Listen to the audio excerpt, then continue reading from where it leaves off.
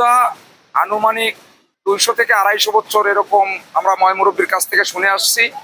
এতদিন ধরেই আমাদের এই পূজাটা চলতেছে এবং আমরা যারা এই নীলের সঙ্গে আছি, যারা এই নীল পূজাটা করতেছি, তারা যে রীতিতে করে গেছে আমরাও সেই রীতিতে করে যাওয়ার চেষ্টা করতেছি এবং এখনো পর্যন্ত এইভাবে আমরা পূজাটা চালিয়ে যাচ্ছি।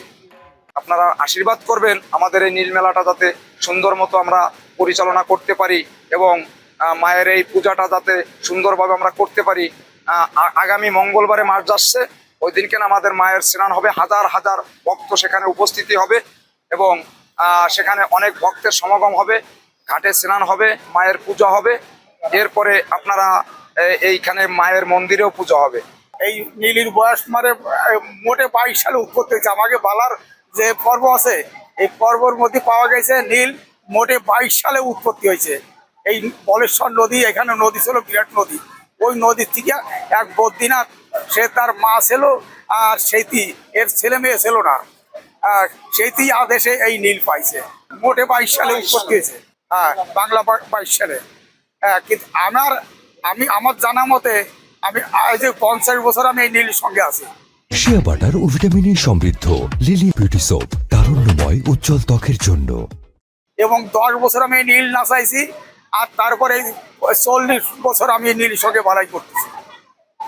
আর এই আগুন সন্ন্যাস কেন করা হয়? এই নীলের যখন নামান হয়, নীল যখন নামান হয় তখন ওই প্রথম দিন ওই ঘাটে পুজো দিতে হয়, তারপরে আপনার ওই খাজুর সন্ন্যাস করতে হয়। এই খাজুর গাছের উপরে উঠিয়া ওই সন্ন্যাসী করে, 7 পাক ফেরে ওই সন্ন্যাসী করে ওই নামিয়ে আসে। তারপরে আপনার এই যে হাট সন্ন্যাস করতে মানে বাজারে বড় বড় হাট আছে সেখানে যে হাট সন্ন্যাস করতে হয়, এই হাট সন্ন্যাস করে আসে আমাদের এই আগুন সন্ন্যাস।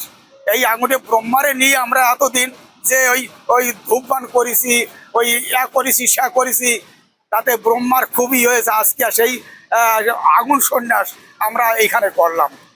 এই যতদূর সম্ভব আমরা এই করেছি, এই আগুন সন্ন্যাস পর্যন্ত আমরা এখানে আজ পর্যন্ত আমরা এইটুকু এখানে পাইছি।